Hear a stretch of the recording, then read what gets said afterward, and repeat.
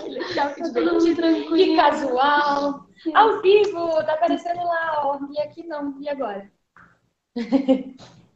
Então, foi sim.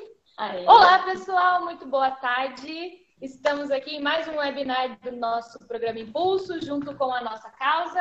É um prazer estar aqui com vocês. Pessoal, hoje temos uma grande novidade, mas eu já falo para vocês. Rapidinho, então, a Amanda vai se apresentar, vai falar para vocês quem que ela é. Eu acho que vocês já conhecem a grande maioria, mas vamos lá. Pessoal, aqui é a Amanda Redeneg, da nossa causa. Bem-vindos a mais um webinar. E espero que vocês aproveitem bastante. Esse conteúdo é especial e necessário para todas as organizações e até prefeituras com a nova lei. Então, fiquem atentos, anotem as informações e aproveitem. Gente, estamos aqui no Instituto de RPCom, aqui em Curitiba. Então, o programa Impulso, para quem ainda não conhece, não perca a oportunidade de conhecer, programaImpulso.org.br. Mas estamos aqui com um convidado muito especial. Gente, para a gente dar um oi assim caloroso para o nosso convidado, coloquem ali nos comentários, né? Quem que está aqui assistindo a gente, da onde vocês são, qual instituição vocês representam, quem está assistindo. E também, o mais legal dessa história de webinar é o bate-papo com o convidado. Então, mandem suas perguntas, as suas dúvidas, comentários. Eu e a Amanda, mais o pessoal que está aqui, a gente vai ler os comentários de vocês e passar para o Rafa. Tá? Então, o Rafael é uma pessoa especial que a gente conheceu lá no FIFE, no encontro lá em Foz do Iguaçu, né? O Fórum Interamericano de Filantropia Estratégica, um fórum muito interessante que acontece uma vez por ano. Tá? Esse ano foi em Foz do Iguaçu e lá a gente teve o prazer de conhecer o Rafael. Eu vou deixar que ele se apresente um pouquinho, que ele vai se apresentar melhor, né? Mas eu garanto para vocês que esse tema vai ser muito bacana, com uma abordagem bem didática, bem interessante. E com certeza bem importante para todos vocês. Então, Rafa, muito obrigada por ter aceitado o nosso convite, ter oferecido esse tempo teu aí. E tenho certeza que vai ser muito bacana. Vai que é tua. A gente vai. E daí a gente vai se comunicando aqui com relação aos slides, enfim. Você nos avisa que a gente vai estar de olho, beleza? Ok. Então, pode falar. Ok. Posso já? E aí, galera, tudo bom? Como é que estão as coisas por aí? Gente, antes de começar, na verdade, eu estava ajeitando aqui, né, meu computador, referente à apresentação. Assim que entrar no ar, que deu um probleminha só. Isso faz parte, não é ao vivo. E assim que entrar no ar, já compartilho com vocês a apresentação. Bem, mas para a gente iniciar, eu sou Rafael Vargas, sou de Porto Velho, Rondônia. Hoje está fazendo mais ou menos uns 35 graus, aqui é sempre quente. E a partir daí, a gente vai, com esse calor todo, nós de Porto Velho, a gente vai discutir um pouco sobre o marco regulatório. Espero que eu possa transmitir um pouco do conhecimento que eu tenho adquirido dessas discussões. Hoje eu estou trabalhando na Superintendência Estadual de Estudo Estratégico, que é uma superintendência ligada à governadoria, né, do governo do estado. Trabalho na gerência de fomento ao terceiro setor, que trabalha na parceria com essas organizações. Então, o governador do estado ele resolveu implementar esse organismo para que a gente possa ter esse elo entre sociedade civil e governo do estado. Isso facilitou bastante algumas questões, né, algumas situações de parceria. Também trabalho no Instituto Norte Amazonas de Apoio ao Terceiro Setor, onde que a gente desenvolve as atividades, projetos voltados para apoiar as organizações, naquilo que é proveniente à captação de recursos, projetos, planejamento estratégico, entre outros projetos.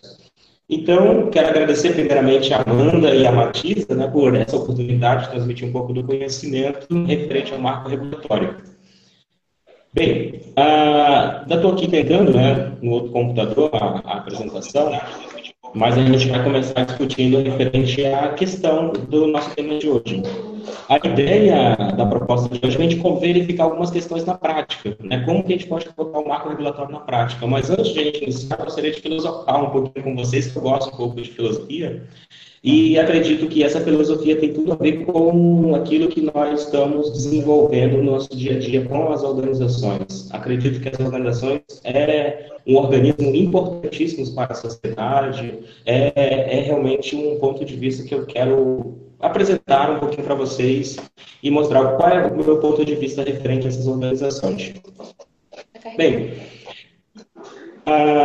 Chamamento público, quando a gente fala a questão de chamamento público, é importante a gente se ater que chamamento público é um procedimento de seleção. E a gente é ligado ao procedimento de seleção voltado a alguns princípios dados pela Constituição, que é a questão da legalidade, impessoalidade, a eficiência, entre outros princípios que a gente já conhece, né, durante esse processo. Então, o chamamento público não há segredo nenhum, só a gente saber aplicar esses procedimentos com os princípios, né, da administração pública.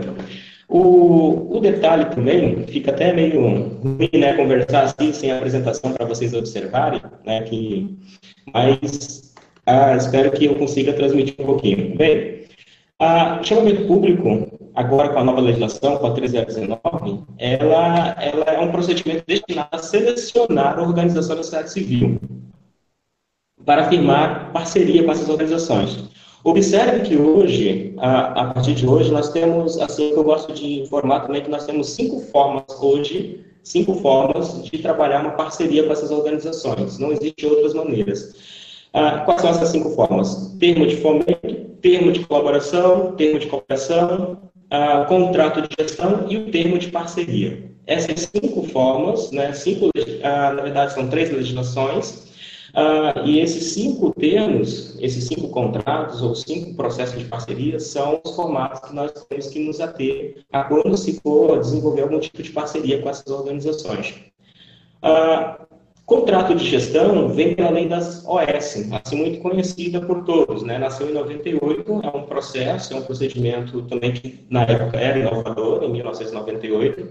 Em 99 surgiu a lei das OCIP, que é conhecida assim também, né? A lei 9.790, de 99, ela trabalha o termo de parceria, que ela trouxe alguns dispositivos inovadores, né? A questão de remuneração de diretores, remuneração de algumas equipes técnicas no projeto, entre outras questões de imunidade, isenção e questão de busca de novas parcerias com o governo, né? Com o Estado. E hoje nós estamos discutindo uma nova legislação que ela traz 3 instrumentos jurídicos. Esses instrumentos são o termo de fomento, termo de colaboração e termo de cooperação. Esses 3 instrumentos, eles são hoje, pela 3019, os novos formatos de parceria com o Estado e as organizações da sociedade civil. O que é importante a gente se atentar que quando for desenvolver o chamamento público, a gente tem que estar atento às questões dos princípios, da isonomia, da legalidade, da impessoalidade, moralidade, entre outros princípios, ok? E a partir daí a gente começa a desenvolver alguns procedimentos com o chamamento público através desses termos.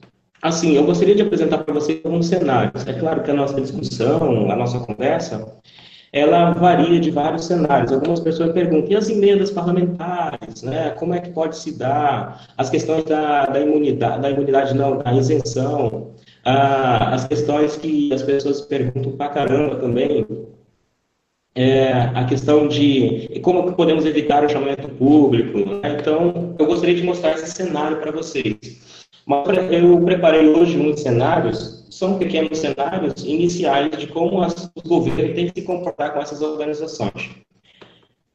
Bem, quando se fala de organização da sociedade civil, pela nossa legislação e principalmente pelo nosso Código Civil, ele fala que organizações da sociedade civil são organizações de direito privado, sem fins lucrativos, com finalidade pública.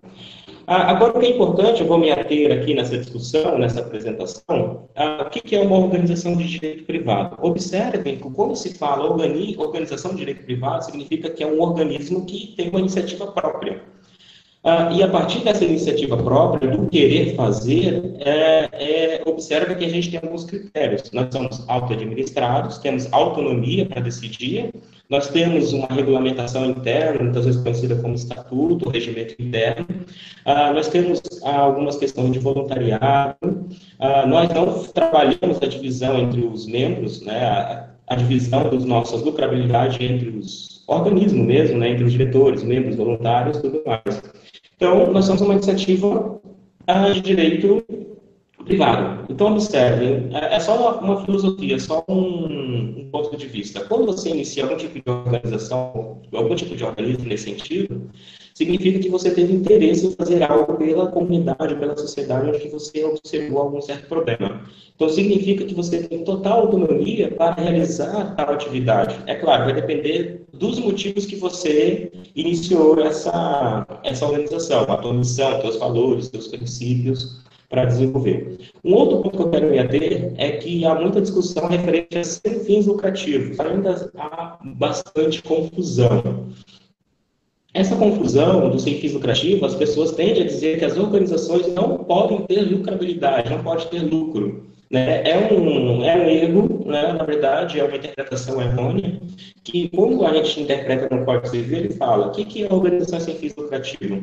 Significa que ela não pode dividir as suas lucrabilidades entre os membros, entre os diretores, e que ela realmente não tem a finalidade de mercado. Ela pode utilizar o mercado como meio, mas, a partir daí, ela não pode ter um fim como mercado. Então, a gente pode utilizar como meio, digamos, empreender em alguma coisa, vou construir, vou desenvolver um mercado, digamos, confecção, como muitos utilizam, né, bazares. Eu identifiquei que algumas organizações têm indústria de panificação, hotelaria, algumas organizações participam. Isso tem que ser vinculado ao patrimônio da própria associação. Isso é viável, pode ser legal. Então, o Código Civil ele fala isso, que a gente precisa trabalhar isso como meio e não como finalidade. Amanda, deixa eu fazer uma pergunta. Eu estou falando muito rápido.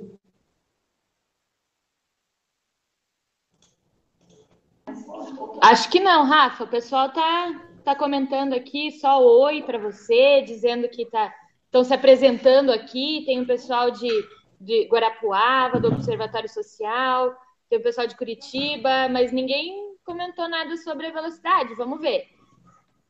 Ok. Qualquer coisa, qualquer pergunta que surgir aí também pode interromper, tá, galera?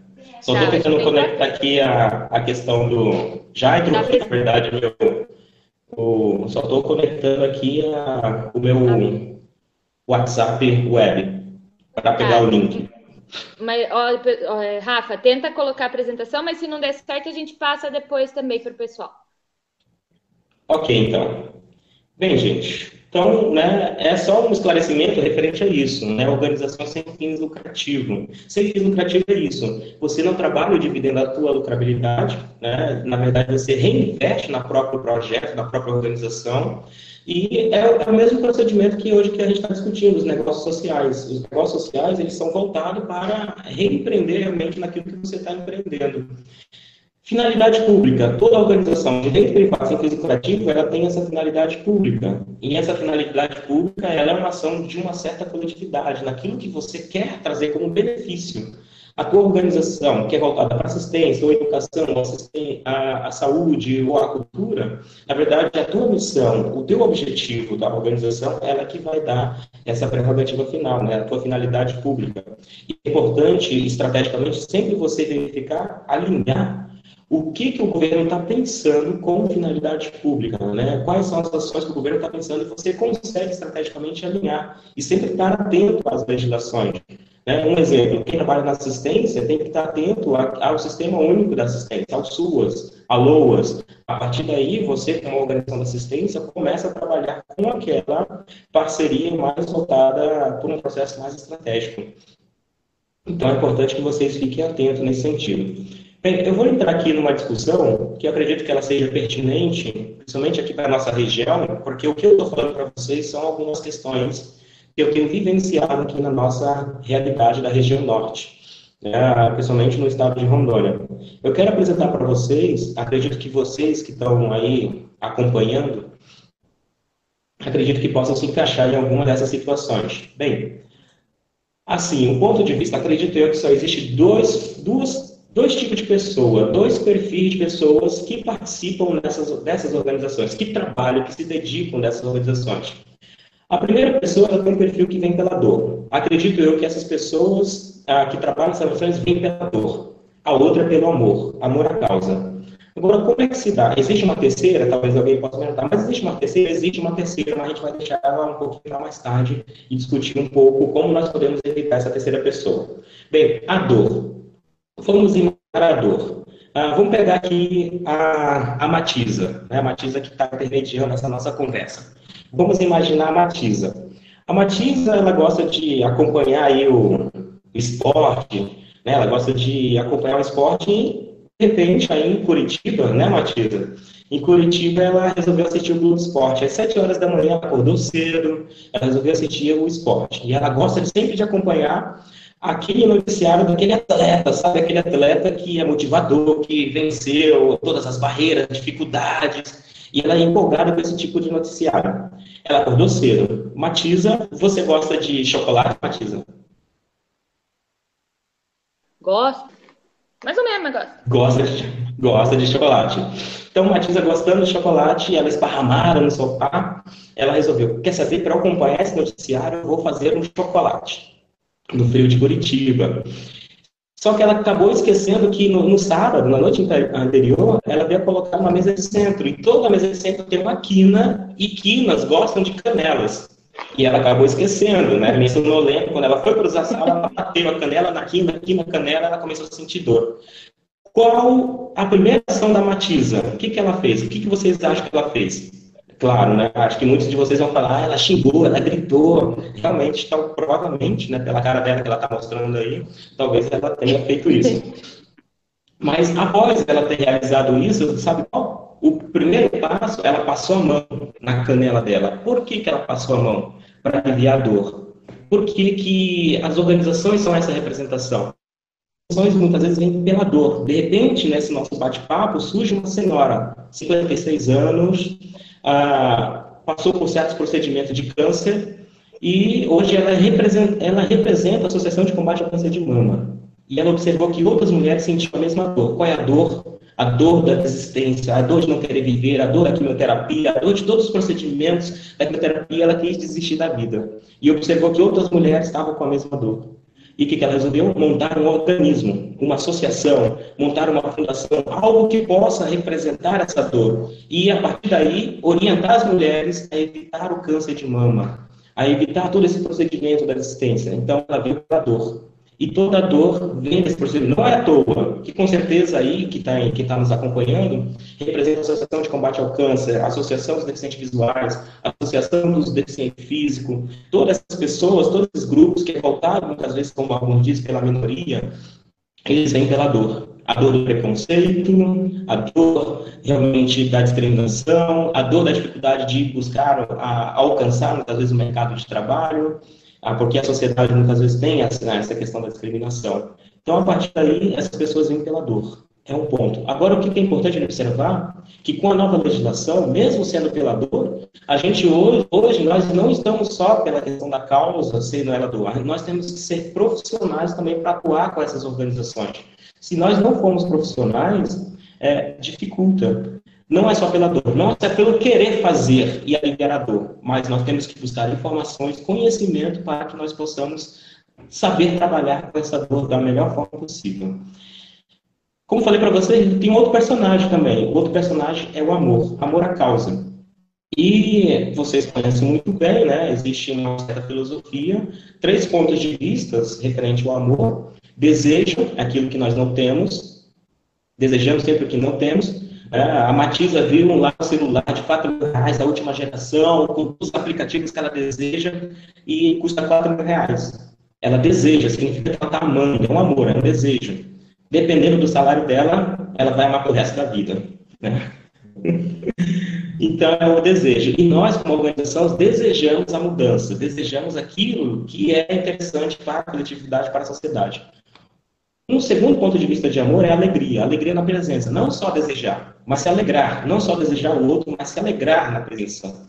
Alegria. E um terceiro amor, na verdade, o primeiro amor quem fala é Platão, que é Eros, desejo. O segundo é Aristóteles, que fala alegria. Observe que são meu. Muitas vezes, gestores dessas organizações, que representam organizações, eles estão com um desejo mais idiotas, podemos dizer, da idiosincrasia mesmo, idiosincrasia. Ser idiota, aquela pessoa que só olha para o próprio umbigo e não se preocupa com a missão, a visão da organização. E muitas vezes esses projetos eles não conseguem alcançar o êxito porque é só de uma pessoa única. As organizações em si, principalmente com o que a gente tem observado no marco regulatório, que nós precisamos trabalhar uma certa coletividade, realmente essa união. A transformar alegria e desejo sempre voltado para o outro. Aí entra o ágape de Cristo. O que me chama mais atenção? Hoje nós estamos preocupados com a organização, nós estamos preocupados com o outro, o desejo do outro, a alegria do outro. Talvez essa seja uma representação das organizações. Isso que me chama mais atenção. Cristo, que ele fala em desejo, fala em alegria, mas sempre fala em servir. Nós, como organização, estamos aqui para servir as pessoas, servir aquilo que nós trabalhamos como missão.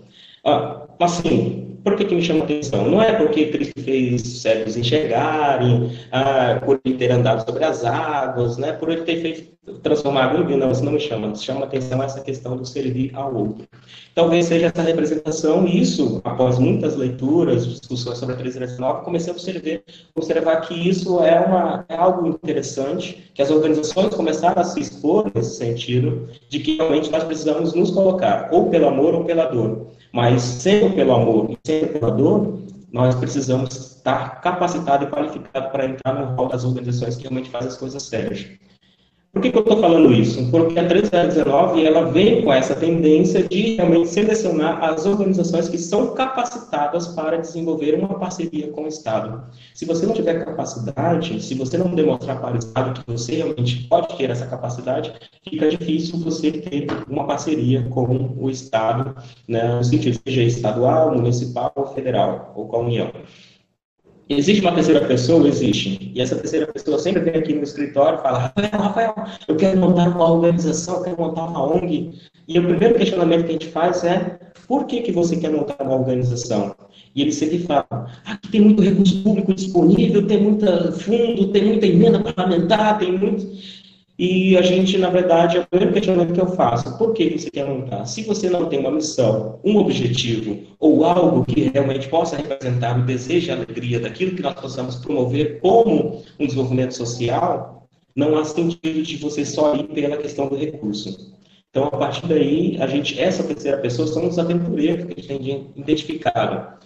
E, por ser aventureiro, acaba prejudicando nós, como organizações sérias, que trabalham realmente com pessoas, que trabalham com o bem-estar social e trazendo resultados. E essas pessoas podem atrapalhar. Por que eu falei isso para vocês? Principalmente dessa terceira pessoa, que nós precisamos extirpar ela do nosso rol, né, de grupos, de organizações. O que ela pode atrapalhar? Hoje, a 3019, mesmo sendo recurso por emendas parlamentares, muitas vezes, mesmo sendo aquela parceria através de fundos, mesmo sendo aquela parceria através de inegibilidade, né, através de outros formatos, ele vai passar por todos os critérios. Então, as organizações de gavetas vão continuar na gaveta, as organizações que só vêm para captar recurso público para se beneficiar vão ficar sem recurso, porque existem alguns critérios que trabalham isso. E, então, essa é uma breve filosofia para a gente compreender, assim, é um ponto de vista que eu tenho referente a essas organizações. Nós, como atores dessas organizações, ou só estamos aqui pelo amor ou pela dor, para realmente trazer alguma transformação social. Ok, galera? Tranquilo? Algum questionamento referente a isso? Atiza? Enquanto me dá um tempo aqui para tentar reconectar aqui. A gente está com uma perguntinha bem específica aqui, tá? Mas é bacana. O Alexandre, de São Paulo, do Instituto de Desenvolvimento Humano Sementes, ele gostaria de saber como captar os 2% das empresas tributadas pelo lucro real e como seria a contabilização. Será que você consegue dar uma resumida para responder rapidamente essa pergunta ou você prefere responder no final? Vamos responder no final, né? Como a gente vai trabalhar a questão uma breve questão de imunidades, isenções e como captar recursos através do lucro real, né? Isso é importante, né? É bem interessante também. Mas vamos. Tem mais alguma outra pergunta? Beleza. Por enquanto é isso, mas tem bastante gente se apresentando. Tem o Fernando, da Associação das Senhoras de Rotarianos, Abrigo Tia Lili, de Umuarama, Tayara, de Cianorte, tem o Ulisses, da Costa Verde, no Rio de Janeiro, a Tatiara, mora em Parnaíba, olha que bacana. Que legal. Kátia, do Instituto ProBem, aqui de Curitiba. Tem um pessoal bem bacana aqui assistindo você, hein, Rafa? Estamos com 70 Legal. pessoas online. Aproveitando, deixa eu pedir um favor. Me manda aquele link por e-mail, que eu consegui acessar meu e-mail aqui. Tem como? Tá bom. Tá? Que eu já consigo conectar aqui, que eu não consegui entrar pelo WhatsApp. Tá bom. Bem, vou continuar aqui a questão. Então, na verdade, galera, eu só quis filosofar antes de a gente entrar nas questões do marco regulatório. Né? Assim, acredito que é importante a gente promover essas filosofias ou esses conceitos para mostrar que existem organizações sérias que estão capacitadas, que podem promover uma parceria com o Estado. E a partir daí a gente começa a sinalizar o nosso interesse com o bem-estar social e o Estado e alinhar estrategicamente aquilo que nós podemos realizar. Ok? Bem, falando sobre o marco regulatório, que é o nosso tema de hoje, vou falar brevemente sobre alguns pontos. E, na verdade, eu vou me atentar hoje ao primeiro cenário, que é o cenário de seleção dessas organizações. Como o Estado hoje, principalmente as prefeituras, que agora entrou em vigor para os municípios em janeiro, e vendo um cenário, observei que boa parte dos municípios brasileiros houve troca de gestão, houve troca de pessoas, e isso está dificultando bastante, né, essa regulamentação dentro dos municípios. Então, eu vou me atentar, com certeza tem pessoas aí que representam o governo, seja municipal, estadual ou da União, mas eu vou me atentar nesse primeiro cenário. E assim, conforme a gente for constituindo, a gente vai vendo outros cenários, conforme eu vou apresentando aí. Bem, hoje sabemos que hoje tem um marco regulatório. Eu não gosto de falar que é um marco regulatório. Se fosse um marco regulatório, eu acho que abrangeria mais uma outra estrutura de governança das organizações. Observando alguns autores, eles falam que essa Lei 13.019, de 2014, é uma legislação que traz novos instrumentos jurídicos para afirmar parceria com essas organizações da sociedade civil. Observe que hoje nós não temos mais convênio, o convênio ele saiu de cena, vamos tirar o convênio agora. E só para relatar historicamente, rapidamente, o que é o convênio? O convênio é o repasse de recursos entre os entes, é o repasse de recursos entre a esfera pública, entre a União, o Estado, o município, as entidades que administram diretamente esses órgãos. Então, o convênio é isso, representa isso. E como, na época, não tinha nenhum tipo de instrumento que retratasse essa parceria, então, o que aconteceu? Vamos pegar os convênios emprestados. E, a partir daí, com os convênios emprestados, vamos firmar parceria com essas organizações. Então, a partir desse processo que surgiu essa ideia de firmar as parcerias. E isso foi necessário, essa discussão hoje com a 13.019, surgem 3 novos instrumentos, como você já conhece muito bem, e esses 3 novos instrumentos, ele retrata a questão do termo de cooperação, termo de colaboração e termo de fomento. Legal, legal. A partir daí, hoje nós temos a Lei 13.019. Opa, entrou aqui. Calma aí, deixa eu só baixar o volume aqui. Olha que chique, aparecendo em 2 lados aí, hein? 2 câmeras, um perfil, um de frente. Muito, muito high-tech. Ô, Rafa, deixa eu só te falar uma coisinha. Algumas pessoas estão falando que está dando um pouquinho de eco na tua fala. Qual microfone que você está usando? É direto do computador? Não, estou aqui com fone. Tá. Talvez se aproximar um pouquinho, não sei, mas tenta dar uma aproximadinha, assim, só um pouquinho o microfone, ver se dá uma melhorada. Tá bom assim? Assim assusta um pouco. Não, tá bom. Não assusta, tá bom. Então, beleza. Calma aí, vou colocar aqui para compartilhar aqui a nossa apresentação. Ficou chique aí com 2 câmeras. Compartilhando. Apareceu aí? Já aparece. Ainda não, mas acho que já vai abrir. Agora abriu. Uhum. Legal, gente. Abriu a apresentação. Agora saiu. Não, tá lá. Aí. Pode colocar na apresentação que a gente já continua daí. Ué. Eco. Deve ser por causa do microfone. Então já vai pôr. Pode mandar bala. Fala agora. Ok. É o fone, é o microfone, viu? Tá dando eco aí também? Não, eu não tenho som. Só no meu. Vamos lá, então. Já está na apresentação?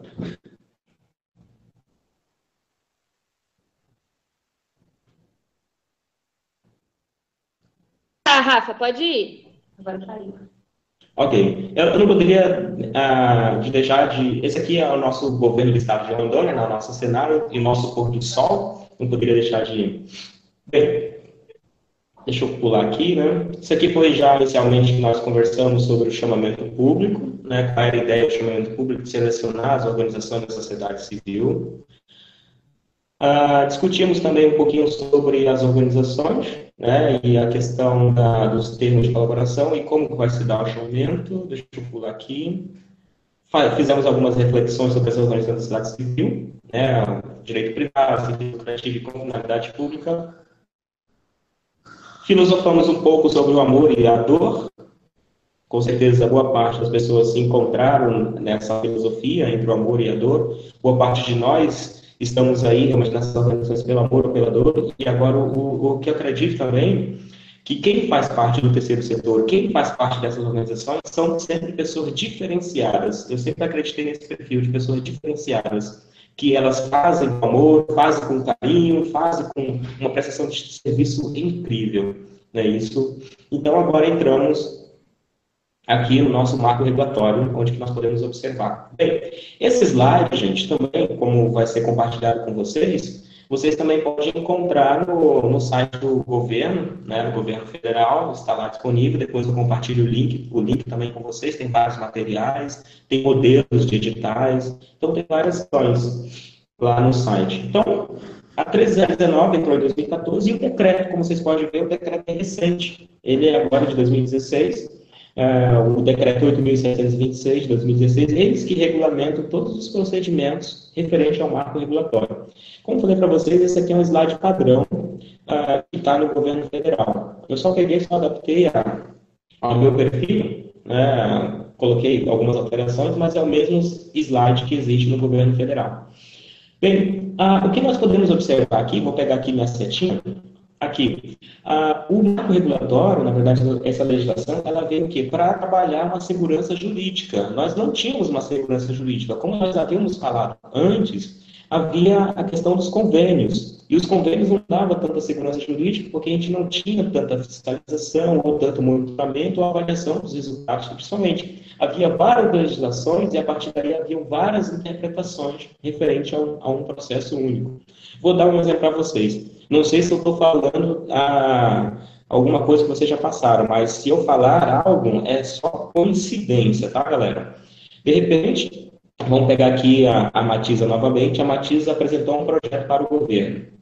E, de repente, foi aprovado, né? Passou pela seleção, foi aprovado. Vamos voltar na época dos convênios. Está lá a Matisa toda empolgada com o projeto aprovado, chegou na secretaria e, a partir daí, ela apresentou e submeteu à procuradoria lá do estado dela.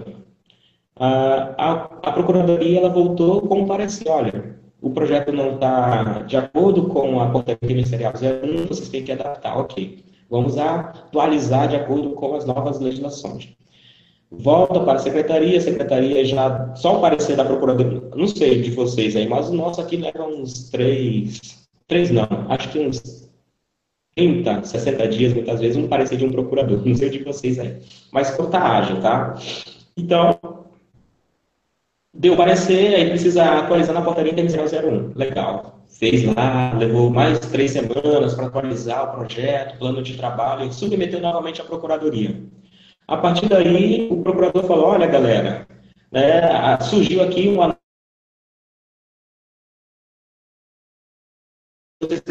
Caramba, gente, agora?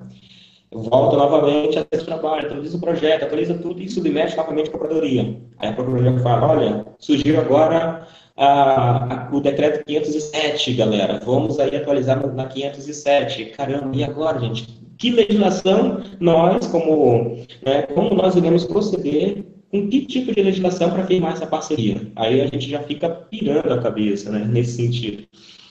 Ainda mais, aí você, ao sair da procuradoria, o procurador ainda dá a mão para você e fala, ó, não esquece da 866. Então, como vocês podem observar, nesse processo da segurança jurídica, esse ambiente legal, esse ambiente da legalidade, existia vários cenários, várias legislações que não nos davam realmente segurança jurídica. Então, hoje nós só temos uma legislação. O meu colega de trabalho e amigo, Vitor, ele fala, a partir de agora nós temos uma estrada. E nós, como sociedade civil, também somos responsáveis por iluminar, asfaltar, sinalizar e colocar todos os procedimentos nessa estrada para que a gente possa caminhar com segurança, que é o nosso cenário hoje. Tá difícil, né, galera? Tá complicado, tá difícil o entendimento, porque faz parte. Mudança é assim. E observe que a mudança é para melhor, tá? Um outro cenário aqui que surge, um outro ponto, é a valorização. Opa, calma aí, apertei aqui alguma coisa. Um outro cenário que surge é a valorização das organizações. Surgem pontos que valorizam agora as organizações. E isso é fantástico. São alguns pontos que, assim, realmente, agora eu comecei a acreditar que nessa discussão o governo ele pensou realmente como nós podemos dar uma certa valorização nessas organizações. Principalmente, eu vejo isso como um up. Não como para viver com recurso público, mas para que você possa pegar aquele recurso público e verificar como um up. Né? Agora eu posso ter um recurso que eu posso trabalhar e, estrategicamente, eu posso viabilizar outros cenários, outras propostas para mim e, quem sabe, daqui a algum tempo eu não precisar desse recurso público. E sim, com aquele recurso que eu estruturei. Alguns pontos que podem trazer isso, que a gente vai verificar na legislação. Transparência na aplicação dos recursos. Hoje a legislação ela trabalha muito bem esse detalhe, ela tem vários dispositivos que trabalham a transparência, e assim, de onde saiu o recurso, até onde ele chegou, e principalmente o resultado final daquele recurso. Então, tudo isso é publicizado desde o início do chamamento público até o final da parceria. Isso se dá um processo de transparência na aplicação do recurso público. E efetividade nas parcerias. Galera, esse detalhe aqui da efetividade é importantíssimo. Todos os projetos que vocês forem desenvolver, eles precisam ser efetivos. O que significa? Não só efetivo. Vou trabalhar aqui 3 pontos. Com certeza, algum de vocês acompanha o Ricardo Falcão, um cara genial que trabalha com projetos. E, assim, é importante que os seus projetos tenham 3 sentidos. Primeiro, ele precisa ser eficaz. Eficaz é alcançar o objetivo. E o segundo ponto, ele precisa ser eficiente. Você precisa ter consciência do recurso que você tem disponível para que você possa racionalizar aquele recurso e aplicar bem. O importante é que você possa ter equilíbrio entre a eficácia e a eficiência. Se a gente não tiver equilíbrio entre os dois, a gente não vai conseguir alcançar a efetividade. E muitas vezes, da seguinte forma, algumas organizações vêm e falam, nós fazemos muito com pouco dinheiro. É legal, é interessante, é super valoroso. Agora, o que é importante, às vezes nós queremos ser tão eficiente, mas tão eficiente, que nós não conseguimos alcançar o nosso objetivo, que é ser eficaz. Às vezes nós atendemos 10 pessoas, dependente de químico, e queremos atender 20, reduzindo o custo, reduzindo o dinheiro, e às vezes você fica de uma forma precária, né, não alcançando o objetivo. Então, nós precisamos equilibrar e saber estrategicamente como alinhar essas duas, a eficiência e a eficácia, para que você possa alcançar o quê, galera? Agora, nesse último quadrado aqui, a efetividade nas parcerias. Os recursos públicos que vocês forem firmar com o governo, eles precisam transparecer a efetividade. O que é efetividade? É a transformação. Se o seu projeto foi passar do ponto A para chegar ao ponto B, ao final dessa parceria com o governo que vocês realizaram, ele precisa demonstrar que você alcançou o ponto B e quais foram as transformações daquilo. Então, esses foram os pontos que foram discutidos dentro dessa implementação da legislação. Então, isso organiza esse ambiente jurídico, esse relacionamento com as organizações e desenvolve uma melhor qualidade da relação entre a sociedade civil e o Estado. Isso aqui, gente, eu não vou me atentar muito nesse próximo slide, porque ele fala de uma agenda. Essa agenda ela iniciou, né, fortemente em 2012, né, com a implementação, a discussão. Com certeza, muitos de vocês acompanharam a Laís, né, no governo federal, que ela foi uma das propulsoras que desenvolveu toda essa discussão do marco regulatório, e foram produzidas essas agendas. Aqui nós temos aqui a agenda normativa, que foi produzido, e a discussão da questão da segurança jurídica dentro dessa agenda, falando sobre a ausência de lei específica, aquela historinha que eu falei para vocês, né, de várias legislações, interpretações distintas, Vários organismos do governo sempre tem um posicionamento, sempre tem algumas questões. Assim, vamos pegar a Procuradoria. Eu gosto da Procuradoria porque eles são quase semideuses, né? Alguns são deuses, mas alguns são semideuses. Bem, dentro da Procuradoria, muitas vezes, ele tem posicionamentos distintos entre os próprios procuradores. E isso, muitas vezes, não é tão interessante, né? Então, às vezes, a interpretação é distinta. O Tribunal de Contas tem um ponto, a Procuradoria tem outro, a TCU tem outro. Então, essa legislação ela veio para trabalhar esses pontos. Analogias indevidas, estoque de prestação de conta, que estava vendo bastante, ainda tem prestação de conta. Eu estava visitando uma vez uma secretaria, gente, eu não sei como é que ela vai fazer isso. Mas ela tem estoque de prestação de conta de 2006, 2008, outras. Eu comecei a me questionar, caramba, gente, como é que ela vai realizar essas prestações de contas? E outro detalhe, pouco ênfase no controle de resultado. Essa ênfase hoje que nós temos é a questão do monitoramento e avaliação. Nós precisamos ter esses resultados referentes à parceria. Observem, vamos falar um outro cenário aqui, emendas parlamentares. Quem já pegou emenda e executou a emenda, mas nunca trouxe um resultado positivo? E aquela emenda sempre ficou na metade da execução. Nunca conseguiu executar ela por inteiro. Boa parte das organizações que eu tenho visto, observado e conversado, elas passaram por essas situações. Porque a culpa não é só da organização, porque muitas vezes a organização ela não está preparada para receber, executar e gerenciar o recurso público. Um dos maiores problemas que nós temos hoje é o próprio governo não preparar a base para que essa organização possa estar apta a receber esse recurso público. Então, é importante que nós possamos antecipar alguns passos, se profissionalizar como organizações, se profissionalizar como agentes transformadores do terceiro setor. Então, é importante que nós possamos sair na frente. Então, esses resultados vêm referente a isso. Bem, nós temos aqui uma outra agenda, a agenda de conhecimento, que ela trabalha a questão da insegurança institucional. Nós temos aqui a ausência de dados sistematizado, isso fica bem claro para nós, para todos nós. Eu lembro em 2010, quando eu estava realizando meu mestrado em administração, e desde a minha graduação, mestrado, pós-graduação, MBA, sempre voltei com conhecimento para a sociedade civil organizada, sempre para o terceiro setor. E quando eu fui visitar uma secretaria, eu lembro até hoje, foi até engraçado, eu perguntei, galera, vocês têm aí alguns dados de organizações credenciadas no sistema de vocês?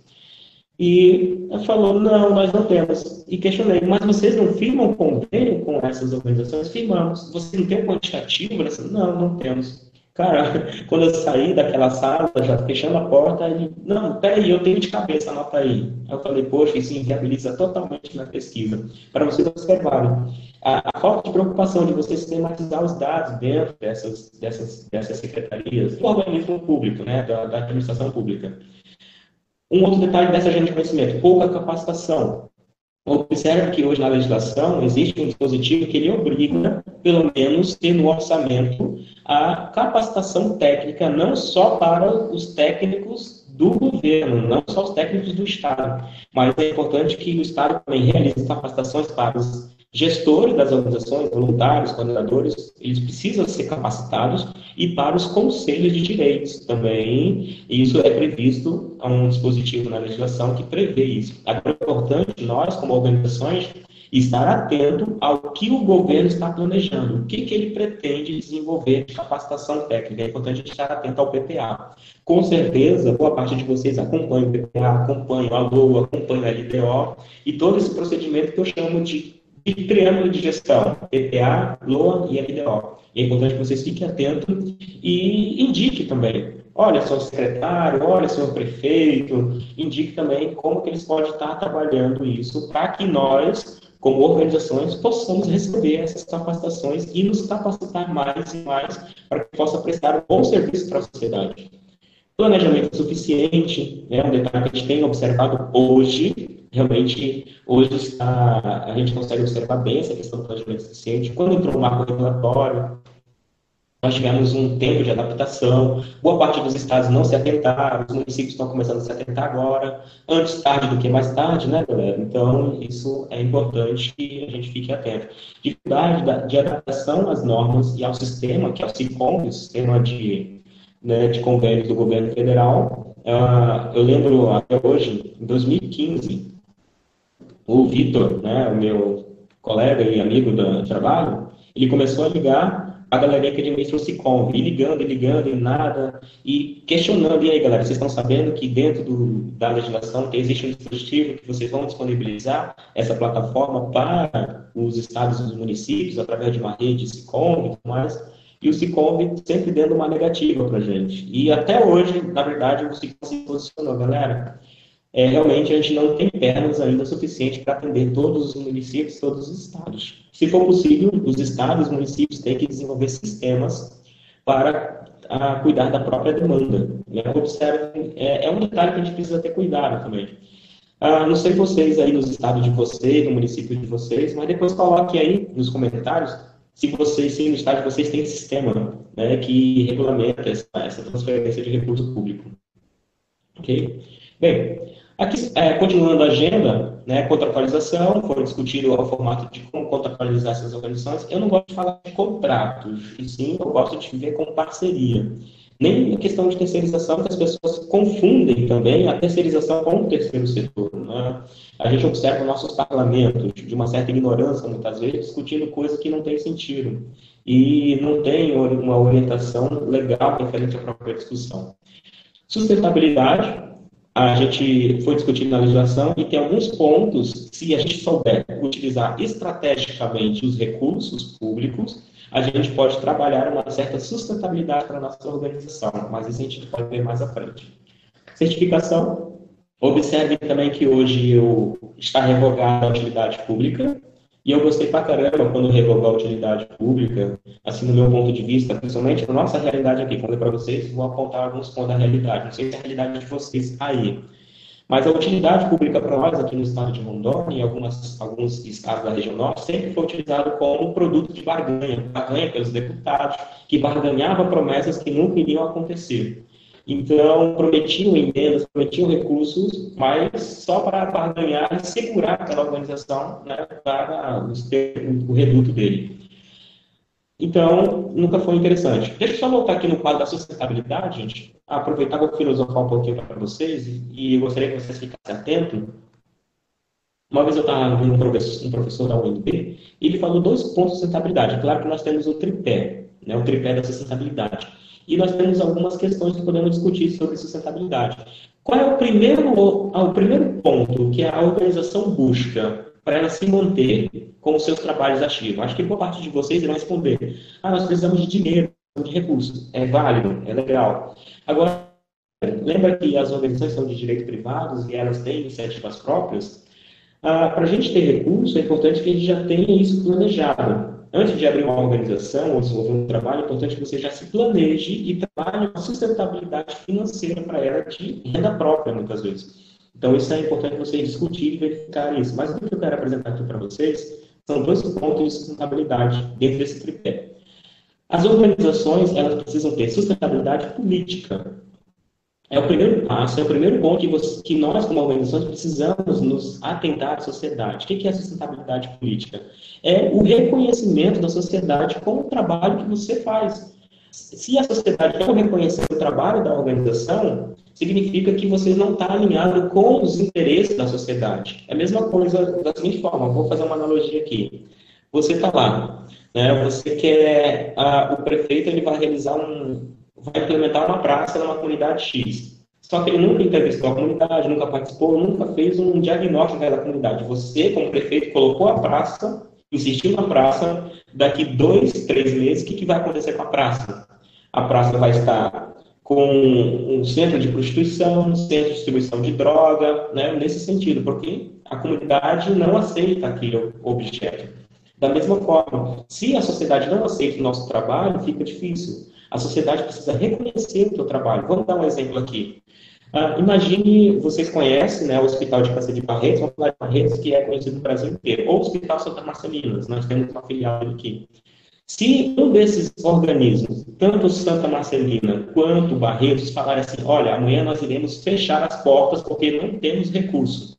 A pergunta que faço a vocês, qual o primeiro organismo a se movimentar a trabalhar, ou na verdade a se movimentar a querer que o Barretos não feche, a defender a Barretos ou Santa Marcelina? Quem é o primeiro organismo?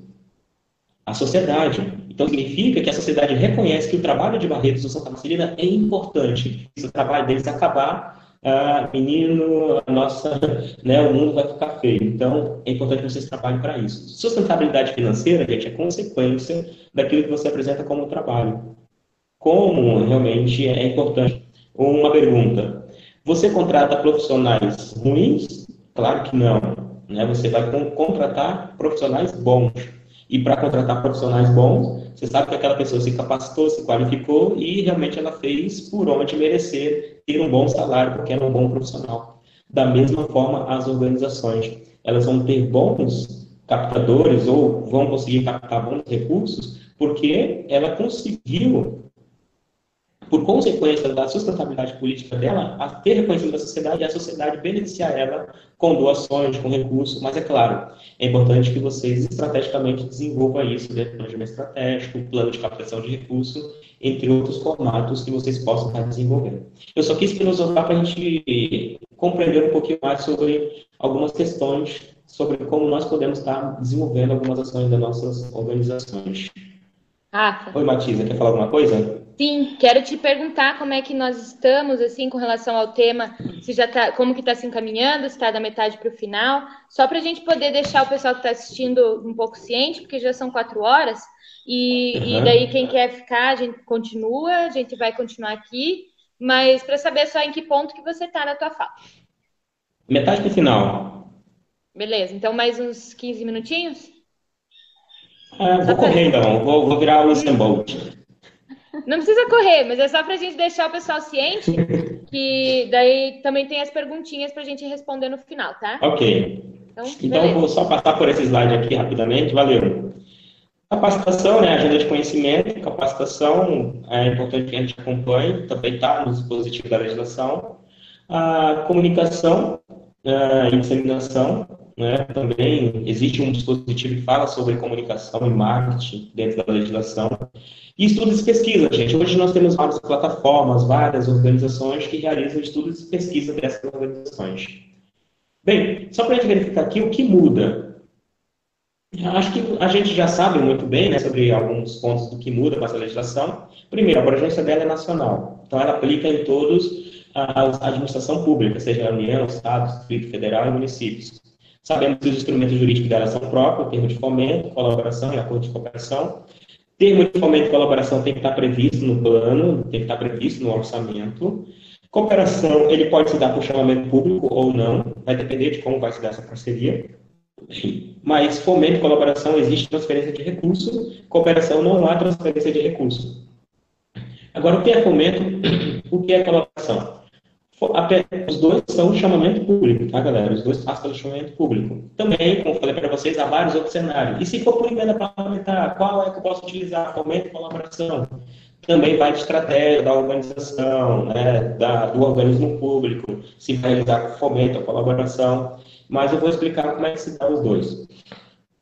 Bem, se for por chamamento público, a gente tem que prever se vai se realizar em fomento ou colaboração. Fomento significa que você vai deixar, dentro do chamamento público, aberto para receber propostas das organizações, referente àquele orçamento.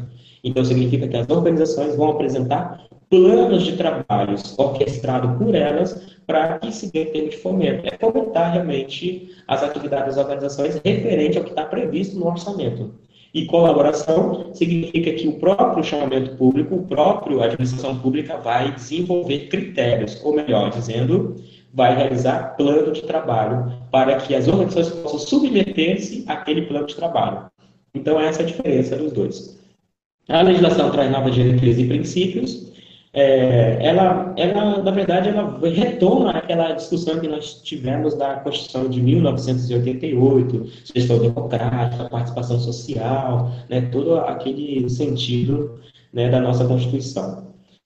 Que traz todos esses princípios, essas idealizações. Pode atuar em rede, né? Tem essa agregação de projetos, a atuação em rede, isso é bem legal. Acredito que isso possa facilitar também agregar projetos pequenos, como organizações pequenas que não têm tanta estrutura, ela se agregar a uma organização maior, a um projeto maior nessa captação de recursos, e a partir daí ser beneficiada dentro do projeto. Existem critérios também para as organizações que querem participar, né, dessa atuação em rede. Ela precisa ter pelo menos 5 anos de existência, precisa ter 3 anos de experiência em atuação em rede. O que é atuação em rede? Significa que eu tenho um projeto lá que eu vou trabalhar com educação de capacitação técnica, na piscicultura, um exemplo. E eu observei que tem uma organização pequena lá, que ela tem uma certa aptidão para fazer mobilização. Dentro desse projeto, eu posso prever essa parceria com essa organização pequena, né, para que ela possa fazer um trabalho dentro do projeto. Mas é importante estar previsto sempre do plano de trabalho. O fechamento público é obrigatório quando se trata na questão do orçamento, está previsto no orçamento, ele é obrigatório. Ele excetua a dispensa e elegibilidade. A dispensa, a questão da dispensa pode se dar por 2 formas, né? A dispensa e a elegibilidade. Eu gostaria de falar com vocês sobre a dispensa, mas eu não consegui. Na verdade, eu tenho aqui até um modelo, mas depois eu posso disponibilizar para vocês no slide, que a gente deu um parecer agora esses dias para a Secretaria de Assistência, sobre os procedimentos de assistência, de dispensa, através do credenciamento. Sabemos que nos artigos, acho que é 33 e 32, está no número 30 ali, que fala que algumas organizações na área da assistência, saúde e educação estão dispensadas a realizar chamamento público. Claro, dispensada por alguns critérios. Isso é responsabilidade do órgão gestor a desenvolver critérios. Eu posso disponibilizar depois esse parecer para vocês, para que vocês possam estar sendo orientados. Na verdade, é só sugestão, tá, galera? Porque cada estado, cada município vai se adaptar de acordo com aquilo que cada realidade é diferente. A nossa, nós colocamos alguns critérios. Não só para cadastrado num conselho, mas a gente vai ter visita em loco, a gente vai verificar o plano anual dela. Então, tem todos os critérios. Fica como sugestão, depois eu vou compartilhar esse material com vocês. A remuneração da equipe de trabalho, olha só que legal. Como eu falei para vocês, existem pontos que ele realmente dá um up para essas organizações. A gente começa a ver com bons olhos. Remuneração da equipe de trabalho. Agora a legislação autoriza realmente esse pagamento da equipe de trabalho com os cargos sociais inclusos. Isso que é mais interessante. Aí você pode prever, é importante também quando vocês forem desenvolver o projeto de vocês, como o Ricardo Falcão falou, o orçamento ele tem que ser real, ele tem que ser no todo, ele tem que ser completinho. O que eu vejo algumas vezes, alguns projetos, quando se trata de remuneração, ele só apresenta o valor global. Eu vou contratar um gestor de projetos, aí dá o valor global. E quando a gente percebe que há algumas questões de pagar INSS, recolhimentos da FGTS, entre outras situações, ele acaba quebrando, né, toda uma situação. Então é importante que vocês tenham cuidado com isso. Agora, remuneração de equipe não significa que é folha de pagamento da associação. Observe que é remuneração da equipe de trabalho referente ao projeto X ou Y com tempo determinado. Que todo projeto tem um início e tem um fim. É importante estar atento a isso. Ok? Remuneração de custos indiretos. Agora tem essa questão da remuneração. O que é esses custos indiretos? Água, luz, assessoria contábil, assessoria jurídica. E você pode estar verificando rateamento também. Olha que legal. De repente você pegou um projeto e esse projeto você precisa utilizar o telefone. E você pagava R$100 ao mês por telefone. E com o projeto aumentou aí 100% do telefone. E você contabilmente organiza um documento contábil fazendo rateamento na aplicabilidade do projeto. Dá para fazer isso? Tá? É legal? É legal. Mas é importante. Prevejam sempre no plano de trabalho. O que mais muda? Contrapartida facultativa não é permitido mais essa exigência de contrapartida financeira. É importante lembrar, tá, gente? Financeira. Não exige mais que você dê contrapartida financeira. O que é facultativo é realmente as questões que você possa estar misturando entre bens e serviços. Eu vou dar um curso, né? O meu projeto está prevendo um curso. Eu tenho sala? Tenho sala. Quanto seria se eu fosse pagar? E mensura o valor do aluguel daquela sala. Né? Isso pode prever no edital também. O edital ele pode solicitar, nós queremos contrapartida de 10% do valor global. Aí você, como organização, observa aquilo e você pode mensurar 10% do valor global entre bens e serviços. Eu tenho uma secretária. Eu, como associação, como ONG, como fundação, eu pago a secretária, mas eu quero disponibilizar ela para esse projeto que está em parceria com o governo. Eu posso colocar ela como um bem ou um serviço, né, como um serviço, pode mensurar, se fosse pagar, se o projeto fosse pagar, e você dá como contrapartida. Mas é facultativo, tá, gente? O edital ele pode cobrar ou não pode cobrar. O edital pode vir assim, eu não quero contrapartida, eu vou realmente pegar os planos de trabalho da galera, das organizações e sem contrapartida. Tranquilo, sem problema algum. Monitoramento e avaliação, eu vou estacionar essa discussão do monitoramento e avaliação, vou falar um pouquinho dela mais tarde. A prestação de conta é simplificada. Essa prestação de conta, eu não acredito que seja simplificada, tá, galera? E assim, do meu ponto de vista, é que ela seja de forma flexibilizada em alguns pontos previstos. Digamos, o meu projeto, principalmente, vou dar uma realidade aqui no Amazonas, que é vários rios. De repente, a gente tem um projeto distante. Tem lá um projeto em Manacapuru. E nesse projeto em Manacapuru, nós temos que cruzar um rio. E lá tem um barqueiro. O barqueiro não tem nota fiscal. O que eu posso fazer agora para prestar conta desse recurso público referente a esse projeto e emitir essa nota fiscal? Eu posso emitir um recibo. E esse recibo tem que vir com uma justificativa, o motivo daquele recibo. Então, são esses pontos que podem ser justificados e você dá uma flexibilização da prestação de conta. Ok? Aí surge também o Conselho Nacional de Fomento e Colaboração, né? É uma composição, como todo o Conselho de Direito, composição paritária, 50% Estado, 50%... É como as pessoas falam, né? Gov, não gov, né? Parece um engove quando você está embriagado, mas tudo bem. Essa piada foi sem graça, né, galera? Mas espero que vocês tenham rido pelo menos um pouquinho. Então, essa composição surge esse conselho e é importante que vocês, né, Matiza rindo ali, e é importante que vocês organizem isso nos estados e municípios de vocês. Capacitação, como falei para vocês, a formação conjunta para gestores públicos, é uma formação, realmente, que precisa estar prevista no planejamento. É importante que vocês, como organizações, busquem comentar no planejamento e quais são as previsões de todas as secretarias que vocês acham, de todas as políticas. Qual é a Secretaria da Agricultura? O que ela está prevendo para capacitar as organizações que trabalham na área rural? Essas organizações que trabalham, né, com fomento à agricultura familiar. Então, é importante que nós possamos fazer isso. Talvez isso seja um trabalho bem interessante, que possa entrar no trabalho de advocacy, né, algo que você possa estar orientando o governo a realizar um trabalho bem interessante. Manifestação de interesse social é um ponto também que traz... Para nós, como organização, nós temos que ter essa questão de se manifestar, de mostrar proposta. E não significa que só porque você se manifestou, apresentou um diagnóstico, uma proposta, um projeto, que você vai receber aquele recurso. Isso vai para chamamento público.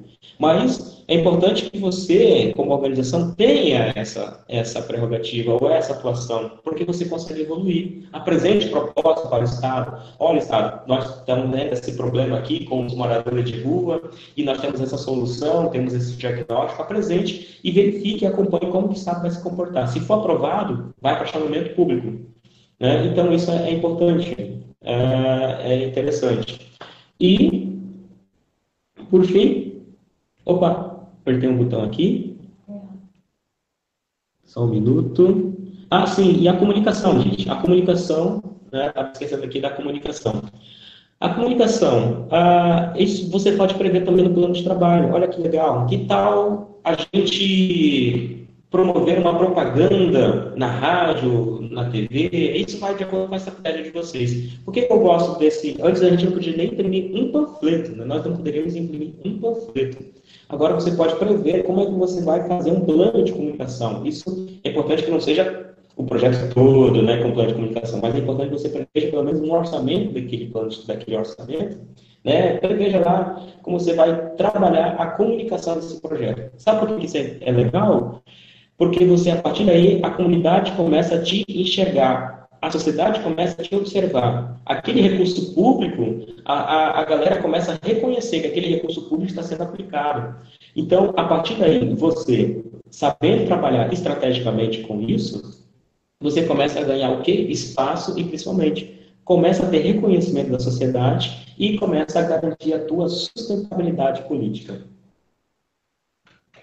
E, galera, esse aqui é um processo que está organizado na 3019. Observe aqui rapidamente. Principalmente para quem é de organização pública. Observe aqui, ó. Nós temos aqui, ó, planejamento e gestão administrativa. seleção e celebração, execução, monitoramento e avaliação e prestação de conta. Observe que esse é o fluxo que foi identificado dentro do processo da lógica processual da 13019. Como é que se dá as parcerias. Agora, por que é importante a gente verificar o que acontece internamente nas organizações públicas? Para a gente também verificar que a complexidade se dá dessas parcerias, muitas vezes é morosa, que a gente fala, essas parcerias é morosa, eu peguei uma emenda, está demorando pra caramba, mas a gente precisa conhecer bem como é que se dá internamente. Bem, o que eu falo para todas as prefeituras aqui da nossa região? Falo, galera, vocês precisam se planejar, vocês precisam ter um planejamento da gestão administrativa de vocês. Eu vou apresentar aqui para vocês nessa sequência, assim, eu gosto de trabalhar isso de forma dinâmica, né? Mas vou apresentar aqui rapidamente. Olha só, preste bem atenção aí. Aqui apareceu um quadro azul, mas observe que o fluxo está ali embaixo, ok? Aqui é a administração pública. A administração pública, quando a gente fala a questão do planejamento, elas precisam planejar. Não é só querer repassar, não é só querer repassar, né, a organização, o recurso para a organização.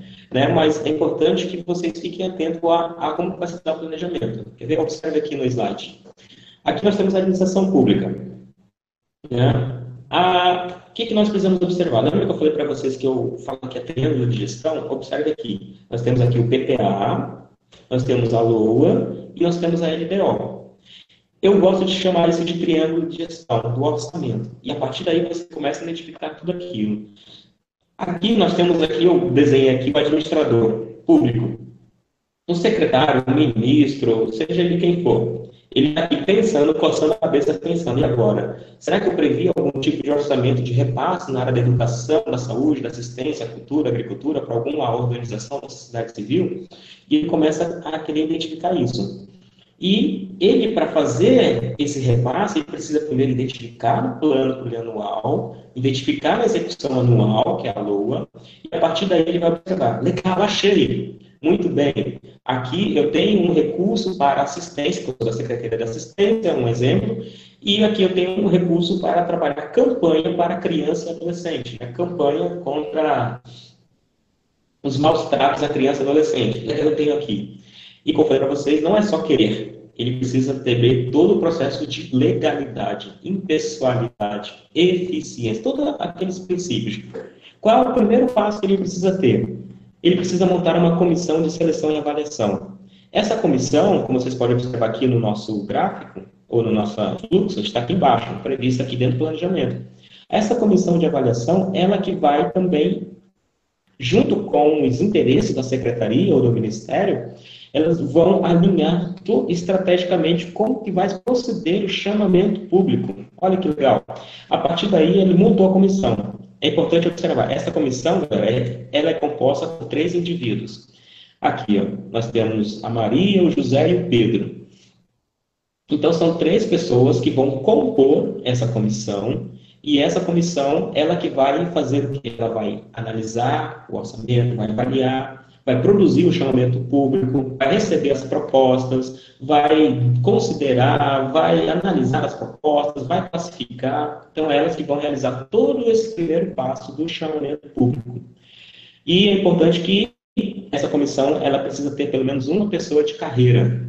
Né? Ela precisa ser um funcionário público de carreira. Ok? A partir daí, ele orquestrou. Nós estamos aqui nessa parte aqui, ó, galera. Já no segundo fluxo aqui, ó, seleção e celebração. Após feito todo esse procedimento da realização do chamamento público, todos os procedimentos de busca das propostas, plano de trabalho, definiram se era fomento ou colaboração, eles definiram que vai ser fomento, vamos receber as propostas das organizações, legal. Aí aqui, galera, surge uma organização.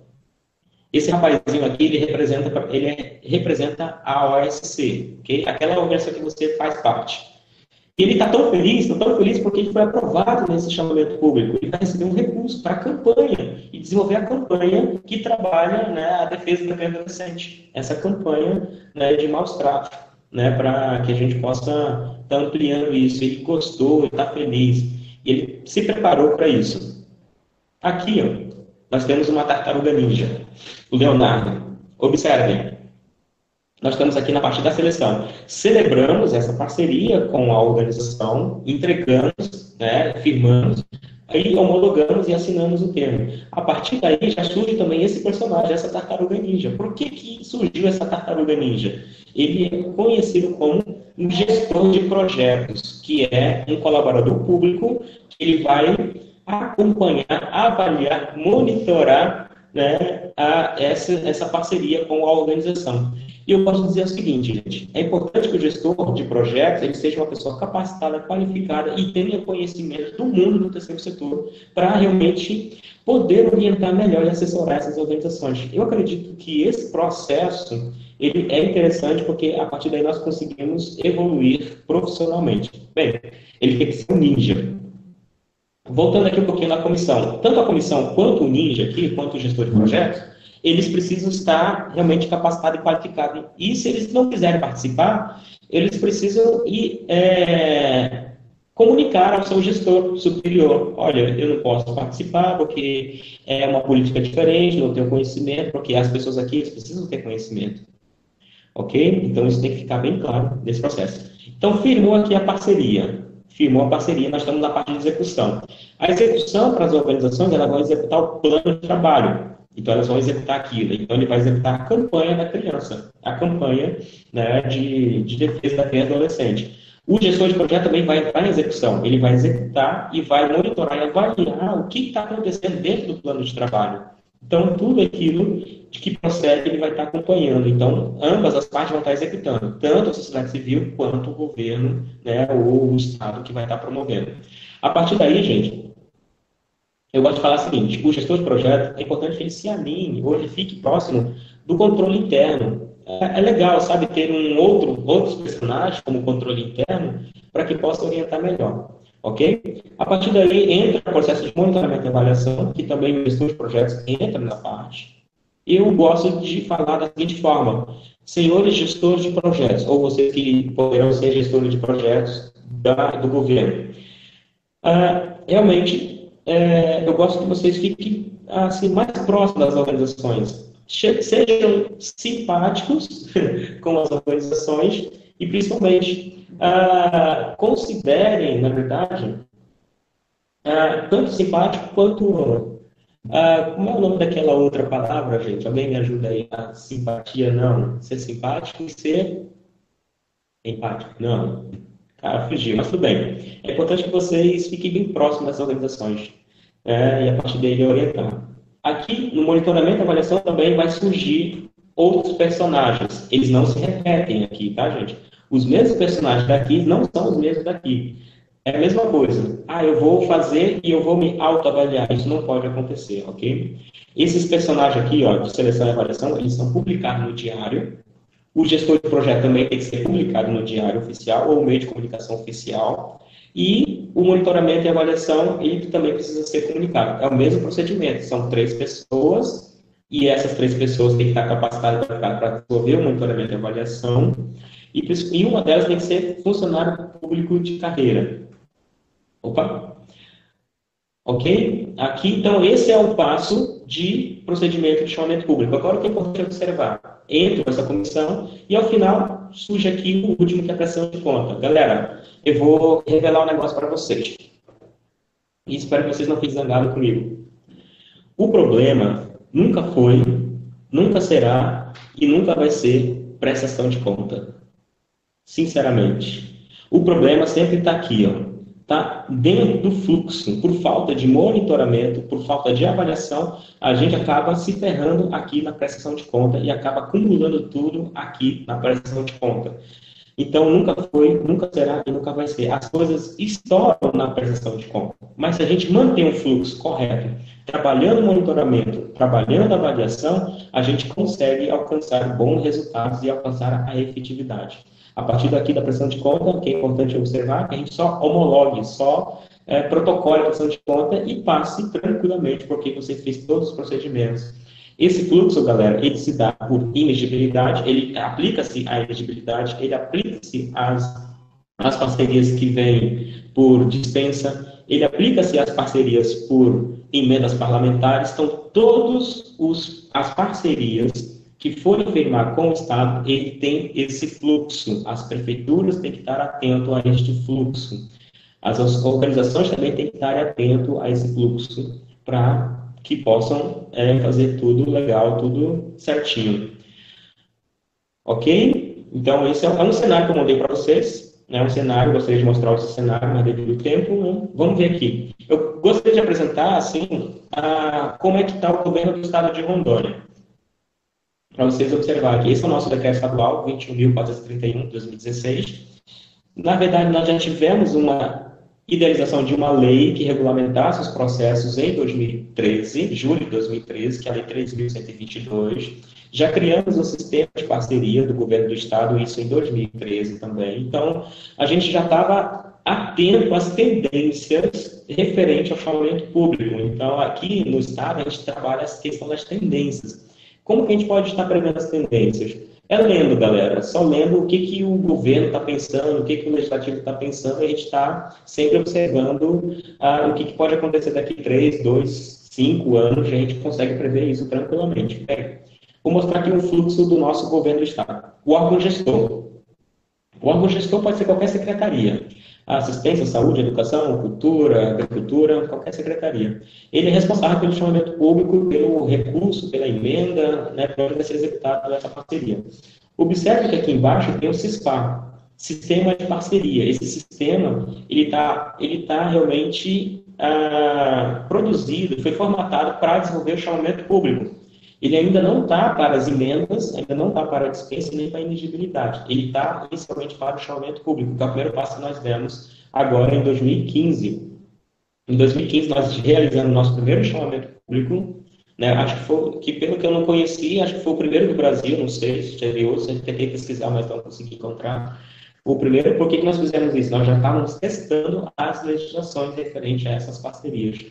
Então, aqui nós temos o CISPA, aqui nós temos a SUPEL, a Superintendência de Licitações, que ela é responsável por publicar todos os procedimentos na SUPEL. Então, tudo aquilo que nós vimos no slide anterior, do fluxo, é responsável pelo órgão gestor. A SUPEL, ela entra dentro do fluxo para fazer a publicação dos procedimentos, publicizar o chamamento público aqui no portal ou outras formas de publicação ou comunicação oficial do governo. O órgão gestor ele tem acesso ao CISPA, onde ele procede, ele monitora, avalia, o próprio gestor de projetos tem acesso ao sistema, onde ele precisa se deslocar muitas vezes para receber um documento para a organização, uma prestação de conta, um relatório. Ele recebe tudo via sistema. E a partir daí também o chamamento público é dado pelo sistema. O chamamento público, o recebimento das propostas, tudo é dentro do sistema. Então, acho que nós já estamos entrando num novo teste, né, do sistema, então tudo é um breve... Esse aqui é um cenário que está agora, né, no governo do estado de Rondônia, então é mais ou menos nesse sentido. Aqui, ó, depois que vocês tiverem curiosidade, é só acessar cispa.sistemas.ro.gov.br e lá vocês podem identificar. Aqui onde está escrito não há registros, aqui é onde vai se dar o chamamento público. Tudo aquilo que vai se dar de chamamento público vai aparecer aqui. Legislações, organizações, todas as organizações que estão aptas a receber recursos públicos estão aqui dentro do sistema, porque a gente já antecipa os cadastros dela, não é mais manual, é tudo pelo sistema, nós recebemos documentos pelo sistema, atualizamos tudo pelo sistema, então existe, né, todo esse processo. Ok? Aqui, já caminhando para os finais, só para ficar claro, gente, as comissões. A comissão de seleção e avaliação, ela é um órgão colegiado, como falei para vocês, são 3 pessoas, tem que ser publicado no meio de comunicação oficial, e uma tem que ser de carreira, funcionário público de carreira. O gestor de projeto também é um agente público responsável por essa celebração, desse termo de fomento ou colaboração, ou termo de cooperação, pode se tirar também desse formato. Também tem que ser comunicado, né, no meio oficial, e comissão de monitoramento e avaliação. Né? Então, o mesmo processo de publicar, de ter 3 pessoas e um deles ser funcionário público de carreira. Bem, galera, então, na verdade, esse só foi um dos cenários que eu quis apresentar para vocês, né? Principalmente o fluxo inicial. Né? Se eu tivesse ter uma outra oportunidade, eu posso apresentar um outro fluxo das emendas, do credenciamento, acho que seria um tema mais específico, referente a alguns questionamentos. Para encerrar... Quem quiser slide. Se quiser os slides. Sim, sim. Para encerrar, galera, uma breve encerramento aqui. É importante que nós possamos saber que nós somos interligados, interdependentes. Primeiro, segundo, terceiro setor, eles precisam ter essa compreensão que nós estamos interligados, interdependentes. Precisamos um dos outros, precisamos das parcerias, precisamos saber que você depende de outras pessoas. Você não tem todo o conhecimento do mundo, mas você vai buscar esse conhecimento muitas vezes com outra pessoa que pode te auxiliar a crescer. As organizações, elas precisam ter esse conhecimento e esse posicionamento, de buscar também outros organismos, outros parceiros, que eles possam estar viabilizando essas parcerias, essas interligações, essas interdependências, e a partir daí nós possamos evoluir. E para concluir, quero apresentar aqui para vocês um cenário que eu observei numa cidade chamada Ouro Preto. É no interior do estado de Rondônia. Ouro Preto, uma vez eu fui fazer uma reunião lá, chovia pra caramba, 7 horas da manhã chovendo, a reunião marcada para as 8 horas, e eu fiquei muito preocupado. E chuva grossa, gente, vocês não têm ideia do que é chuva aqui na Amazônia, mas era uma chuva torrencial. Eu observei lá na reunião, o que eu achei mais legal, quando faltou 5 minutos, a galera começou a chegar na chuva mesmo. Vinha a vozinha de carroça, vinha a galera, vinha vereador, vinha a sociedade em peso, o executivo, a galera veio em peso. O que eu observei lá, galera? Eles observaram lá que eles são da sociedade. Todos eles fazem parte da sociedade, como nós fazemos também. Observei lá que muitas vezes nós temos as organizações, que somos nós, da sociedade civil, que estão mais atentos à realidade que nós estamos vivendo. As organizações surgem porque existe dificuldade, surge porque existe problema, surge porque precisa sanar tal situação. Aí surgem as organizações para aliviar um pouco da dor ou para realizar algumas mudanças. Então, as organizações estão atentas. Mas, às vezes, o executivo não está tão atento, ele está um pouco afastado. E o parlamento também. Não sei se acontece na região de vocês, mas, às vezes, o executivo apronta para um lado e o parlamento aponta para o outro. E acabam brigando sempre, e deixando sempre quem? A sociedade desprotegida. Agora, observem aqui. O que acontece muitas vezes no executivo? Por que eles não estão atentos muitas vezes? Vou fazer uma analogia. Uma vez eu vi o governo federal produzir um programa para beneficiar a organização da sociedade civil com casa de farinha, aqui na região, dos quilombolas, índios da Amazônia. Então, ele resolveu fazer um programa para beneficiar essas organizações com casa de farinha. Sabe o que eu achei engraçado, galera? Eles começaram a distribuir casa de farinha para quem não planta mandioca, fora da realidade. Então, observe, às vezes o executivo não está de acordo com a realidade. É importante que nós, como sociedade civil, alinhe isso. E o parlamento também, eles, muitas vezes, boa parte dos parlamentos, seja ele municipal, vereador, seja ele federal, né, o deputado, o senado, ou seja ele estadual, às vezes eles preferem estar naquela posição, mas como politicagem, não com ações concretas que possam desenvolver uma política cidadã, mas mais como politicagem. E, muitas vezes, boa parte deles vive na ignorância de não compreender as necessidades da sociedade. E, às vezes, é desalinhado, tanto com o executivo quanto com a sociedade. Nós, como organizações, é importante que nós possamos fazer o seguinte, galera. Fica a dica aí. Nós precisamos alinhar. Observe que aqui surge um elo entre a organização e o parlamento, mas também pode surgir um elo entre a organização e o executivo.